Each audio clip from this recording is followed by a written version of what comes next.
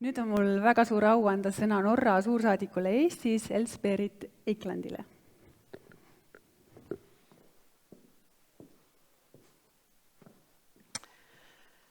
Simraya, dear friends from Pärnu, from Lihula, Pärnu and Estonia. And let me send a greeting to all of you in Norway, Riksantikvaren, who is with us today digitally. And I hope at the next seminar you will be able to be with us here in Estonia. Så velkommen til dere, og jeg håper dere får godt nytte av dette seminaret. It's really an honor for me as Norway's ambassador to Estonia to be asked to open this program, which in many ways is a follow-up of the very successful restoration of Estonian manners. Sometimes I have questions. Why does Norway fund programs like this? Why don't you rather fund ICT, high-tech business? Well, we do too. We want to strengthen the capacity of Estonia when it comes to ICT. We want to learn from Estonia. But for Norway, as a small country with a parallel history as Estonia, being dominated by our neighbors, almost losing our language, history is closely connected to identity. History and identity has made Norway successful. We have managed to take back our identity as Norwegian. So, as you mentioned, it's not to isolate this as only about restoration of buildings in historic towns. This is really a kind of not rebuilding, but strengthening the Estonian identity and the Estonian way of living.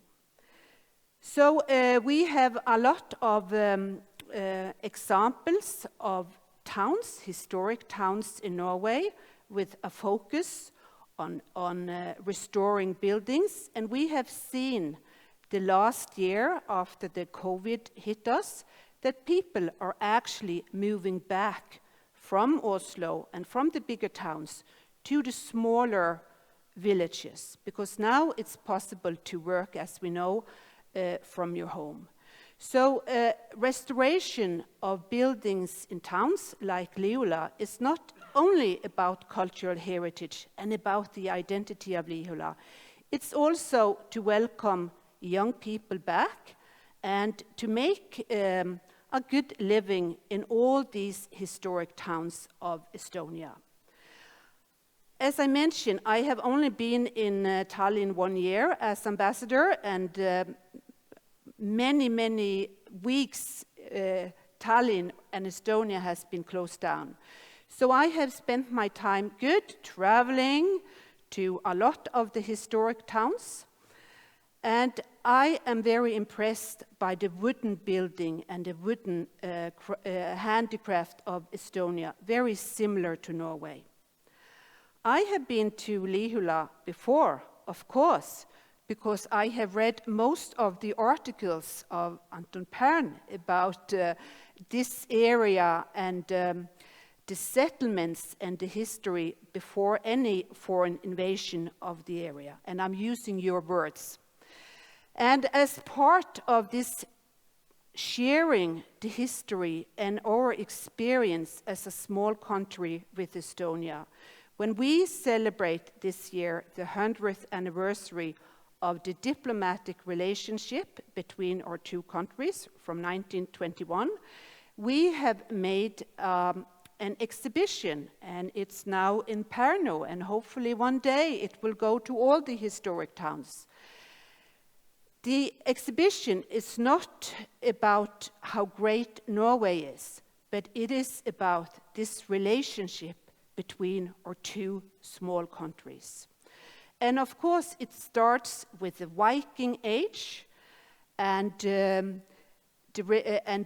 main sources for this time, the written sources, are the Heimskringla, or the Icelandic sagas. So I'm from the area where Olav Tryggvason came from, who actually grew up in Saaremaa. And even today, Estonia and these coasts are known in this western coast of Norway. So we call it Estland. And every year before year 1000, people probably traveled to Estonia and maybe to Lihula on summer markets.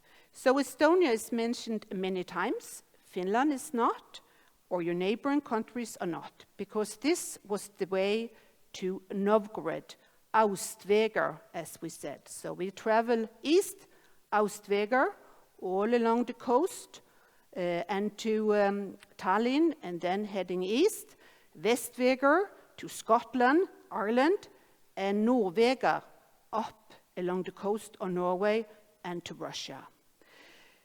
Sometimes I feel we have forgotten this story, this kind of Norse trading story about Estonia.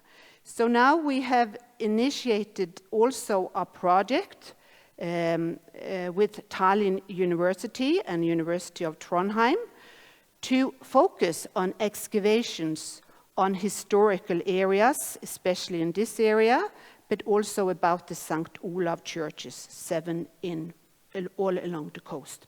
So I hope this will be a kind of follow-up for Lihula too, because this used to be a trading town when the coastline was closer to the town.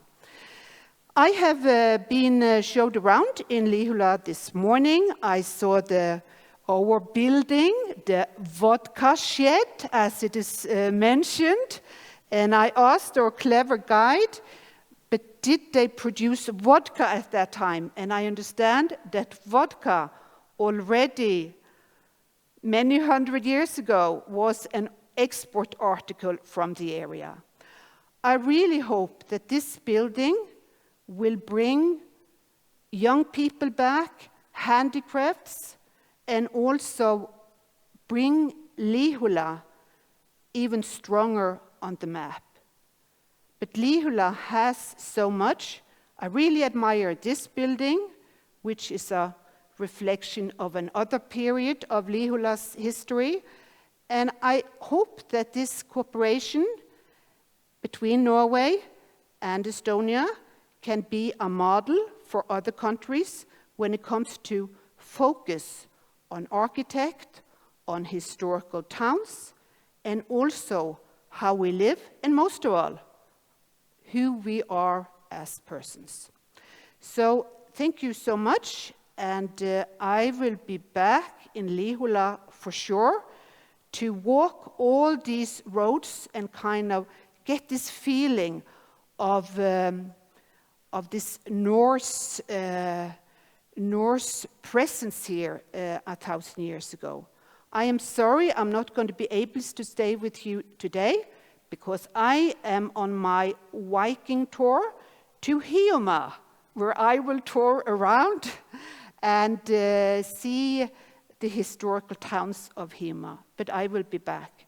So thank you all for the contributions. We are really looking forward to visit all the towns. I will come and see you in a couple of weeks. And I hope that Norway can learn from Estonia as well, and that we can be kind of two model countries developing this together. So thank you all for your contributions, and thank you for the cooperation, and we are looking forward to work with you all. Thank you.